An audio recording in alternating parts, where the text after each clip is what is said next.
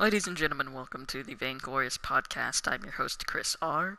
Today, the main agenda is to cover my predictions for the WWE Great Balls of Fire pay-per-view this Sunday on July 9th.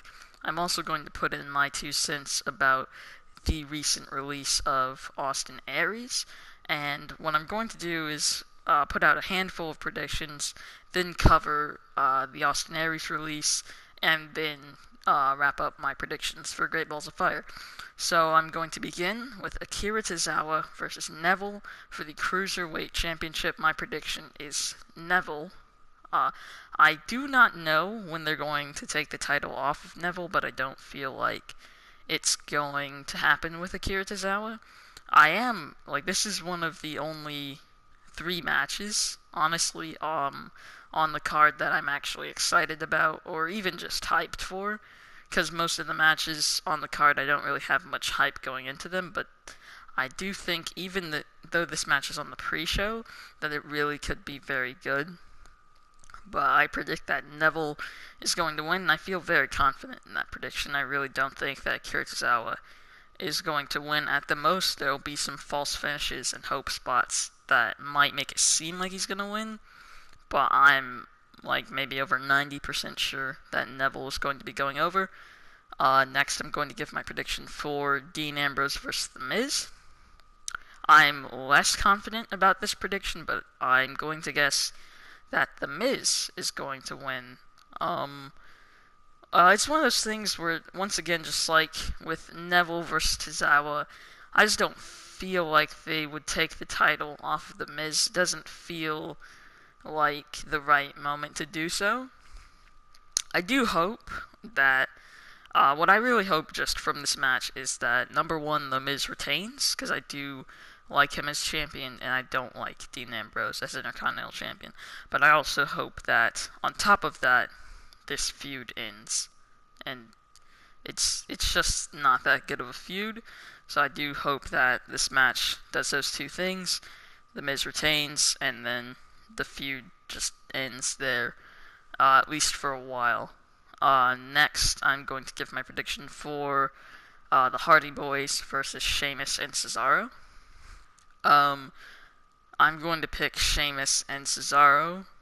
This is one of the predictions that I'm not 100% confident in, sort of split, but I do think that Sheamus and Cesaro are most likely going to go over in this match.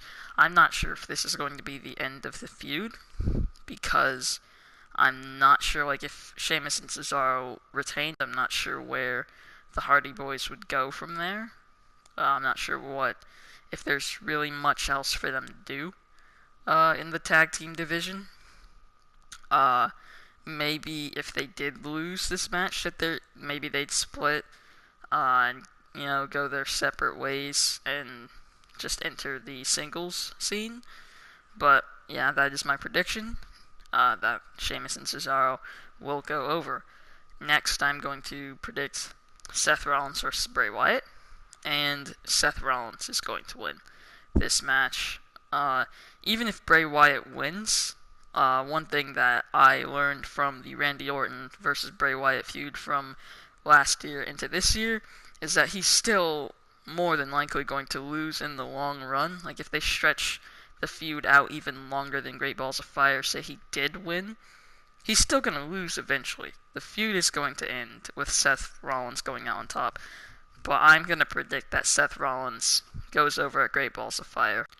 Now I'm going to split the predictions up a bit, just to give my thoughts on Austin Aries getting released from the WWE.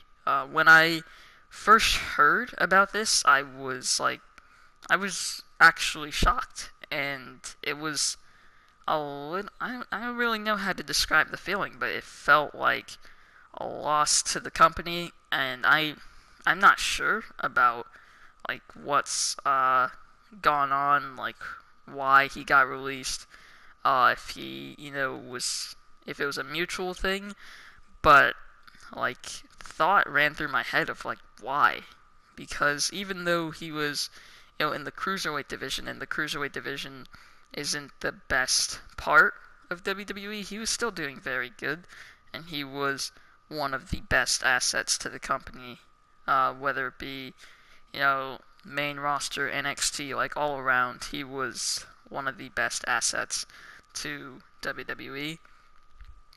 And maybe I'll talk about it in another video when I have more information about it. But it is a loss to WWE. Not sure where he's gonna go. Maybe he'll go back to Impact. Maybe he'll go back to Ring of Honor. Maybe, who knows? Maybe he'll even end up in WCPW, Culture Pro Wrestling, because they're picking up a lot. Just a lot of names. They've only started in June of last year already. Ricochet, Ospreay, Zack Sabre Jr., people like that have been through there, so maybe even he'll go there. Maybe for a couple of dates or something like that. The next match that I'm going to predict is Enzo Amore versus Big Cass. My prediction for this match is for Big Cass to go over because they would have wasted their time to have Big Cass turn heel on Enzo and try to get him over as a heel and then have him lose to Enzo Amore. That would just have been a waste of time. And I would personally want to see Big Cass defeat Enzo in this match. I actually do like Big Cass's in-ring work. He does have his limits. He doesn't have the best work rate in the company, but I do like watching him in the ring. I think he is entertaining. I think he's good. And some people might think that he's overrated. I actually think that he's underrated by a good amount of people.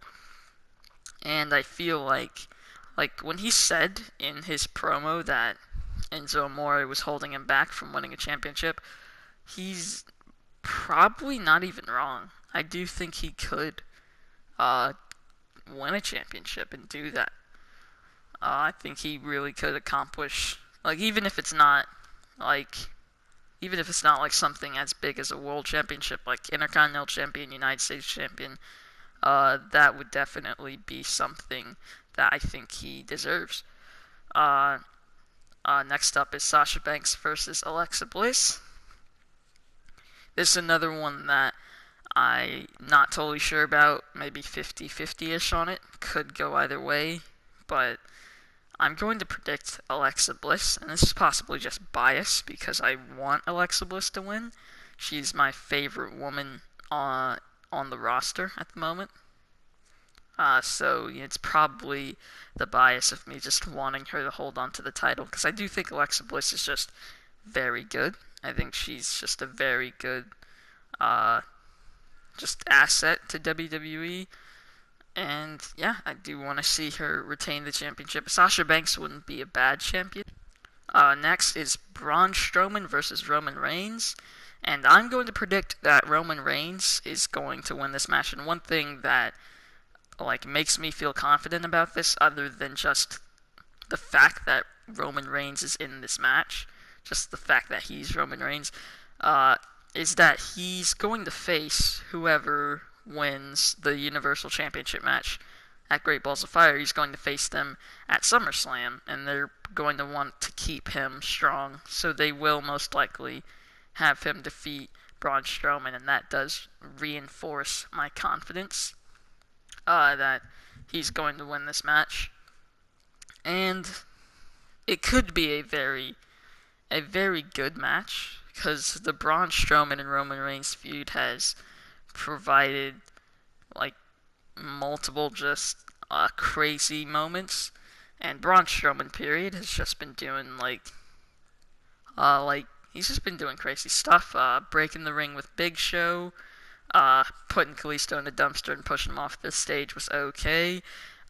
Just savagely, as it was put when it was posted on WWE's YouTube channel, destroying Roman Reigns, throwing him off the ramp, pushing over the ambulance. Braun Strowman has been doing incredible things, and this feud in itself has provided some of those incredible moments. So this match definitely could be good, especially with the stipulation of an ambulance match. So even though the person most likely to win is not the one that a lot of us would want to win, it's still probably going to be a good match. The last prediction of this podcast is the main event, Brock Lesnar versus Samoa Joe for the Universal Championship. This is a modern dream match. I'm not sure when I expected it to happen, but I didn't expect it to happen when it is happening now, this soon, Great Balls of Fire. But it's the first match in, I guess, a long time. I'm not sure when the last time is that I felt like I needed to see a match, let alone in the WWE. But I feel like I need to see this match, and I need to see it live, because I'm not sure how it's going to go. I'm not sure if it's going to be short. I'm not sure if it's going to be long. I'm not sure if it's going to be like really fast paced, or if they're going to put some of those like rest-ish periods in where things like really slow down. But I need to see this match live, and I'm not sure when the last time I felt like that about a match, or at least when's the last time I felt this strongly about a match, as far as having to see it. But my prediction is that it's going to be Brock Lesnar to defeat Samoa Joe. I'm not completely counting Samoa Joe out, but a lot of that is probably just hope that I'm hanging on to, because I want Samoa Joe to win. He's probably not.